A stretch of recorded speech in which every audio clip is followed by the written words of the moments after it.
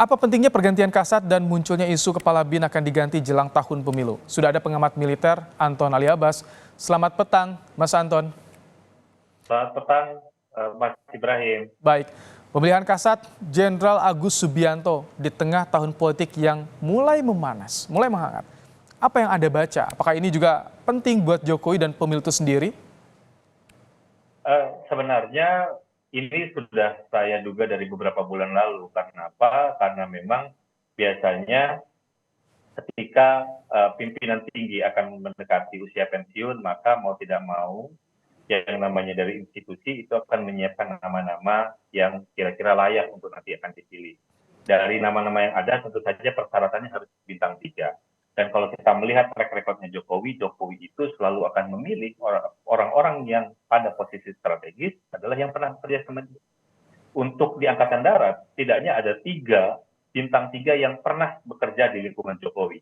Yang pertama tentu saja Pak Agus, lalu yang kedua adalah Pak Suharyanto, beliau sekarang menjabat sebagai Kepala BNPB, dan ketiga adalah Pangkostrat Legend TNI Maruli.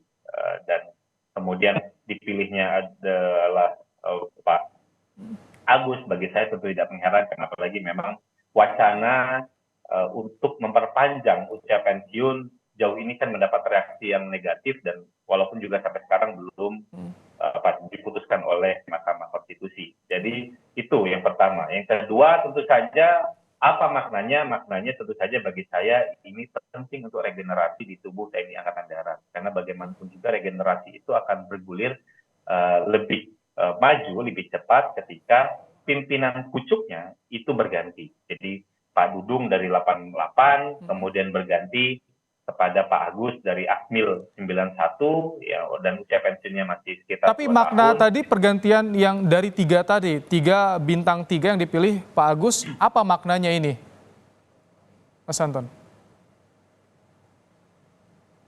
Mas Anton?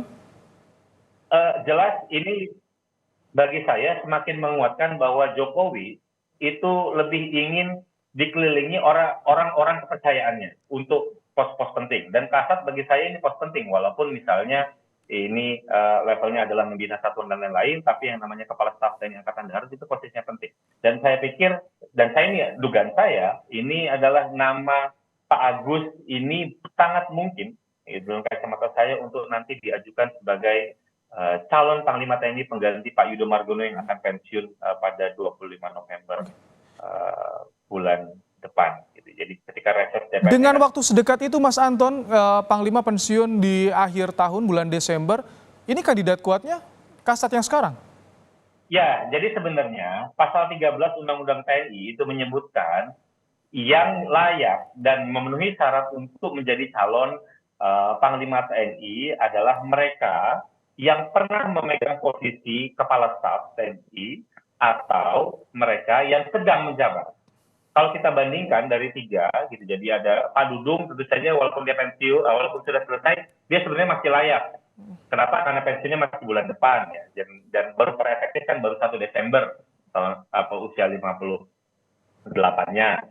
Gitu. Pak Dudung masih masuk, lalu juga ada Kepala Staf TNI Angkatan Udara, Pak Fajar, lalu ada KSAL, Laksamana Muhammad Ali, dan terakhir tentu juga Pak Agus Subianto. Dari 4 nama ini sebenarnya layak itu diajukan, gitu. Tapi kalau misalnya kita berbandingkan usia pensiun antara Pak Ali dan juga Pak Agus ini relatif sama di tahun 2025. Jadi kalau misalnya, ini ngomong idealnya, kalau idealnya Pak Jokowi ngomong tentang visi poros maritim, maka tentu kansnya Pak Muhammad Ali itu lebih besar, gitu. Kalau kita mendorong sisi, tapi problemnya Pak Ali belum pernah bekerja di lingkaran istana, gitu. Nah, yang pernah bekerja di lingkaran istana adalah. Tapi apakah ini pertimbangannya juga untuk mengamankan pemilu dan hasil pemilu? Kalau misalkan arahnya ke sana, Mas Anton. Kalau misalnya kita lihat dari tugas kepemiluan, yang namanya TNI ini kan hanya membantu pihak kepolisian, gitu. Pihak kepolisian itu dalam konteks pengamanan, juga membantu KPU dalam konteks distribusi. Justru memang ada baiknya, karena ini memang bagi saya kedekatan dengan Pak Jokowi tentu itu memberi nilai plus, tapi di sisi lain itu memberi beban tertentu Kenapa? Karena kemudian akan mudah orang menganggap, wah ini jangan-jangan gitu, bisa dipolitisasi dan lain-lain. Karena itu ini tantangan terberat dan bagi saya ini kepada Pak Agus untuk membuktikan bagaimana beliau ini ke depan dapat menjaga netralitas dari tubuh TNI. Kalau dari sekarang kita ngomong Angkatan Darat, menjaga netralitas, bagaimana dan apa yang akan beliau siapkan. Karena bagaimanapun juga komitmen penuh itu hanya bisa ditunjukkan nanti dengan praktik. Oke. Gitu. Baik. Ini yang jadi tantangan terbesar bagi saya untuk Pak Agus Subianto di tengah tahun politik ini. Lalu bagaimana Mas Anton soal isu dengan kepala BIN akan diganti? Ya, saya juga mendengar isu kepala BIN itu diganti, tapi bagi saya Pak Jokowi tentu punya pertimbangan yang layak gitu dan tepat bagi saya pikir ketika ada banyak kegaduhan ini tentu harapannya Pak Jokowi sebaiknya lebih berhati-hati itu untuk melakukan bongkar pasang kabinet dan lain-lain, karena bagaimanapun juga jangan sampai justru nanti menimbulkan banyak spekulasi, wah jangan-jangan nanti Pak Jokowi ingin menggunakan semua kewenangannya untuk kepentingan politik tertentu, dan itu kan yang sangat kita hindari gitu ya. Bagi saya bahwa saya mendengar ini gitu, dan apalagi kalau kita bicara tentang pos kepala Badan Intelijen Negara, itu kan posnya sangat strategis, menjadi mata dan telinga Ada presiden. kaitannya dengan kalau anggapan Budi Gunawan dekat dengan orang dekatnya dengan Megawati, artinya ini yang akan diganti oleh Jokowi. Ada anggapan seperti itu Anda baca?